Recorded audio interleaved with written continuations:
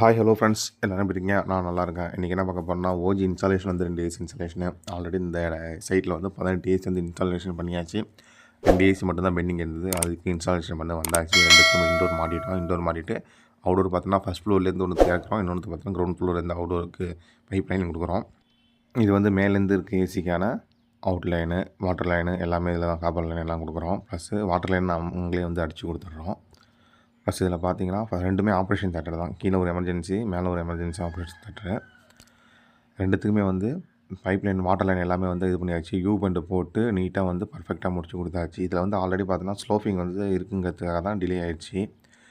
இதெல்லாம் பண்ணி முடிக்கிறதுக்கு பார்த்தா நைட்டு 8 மணி ஆகிடுச்சு. ப்ளஸ் இது இல்லாமல் அவுடோரில் வந்து வேக்கம் எல்லாம் போட்டு நீட்டாக திரும்பி வந்து கேஸ் எல்லாம் ஓப்பன் பண்ணி விட்டாச்சு. திரும்பி ஓப்பன் பண்ணி விட்டதுக்கு கூலிங் செக் பண்ண சொல்லிட்டு கூலிங் எல்லாம் செக் பண்ணி இது பண்ணி கிளம்புறதுக்கு கிட்டத்தட்ட 8 மணி ஆகிடுச்சு.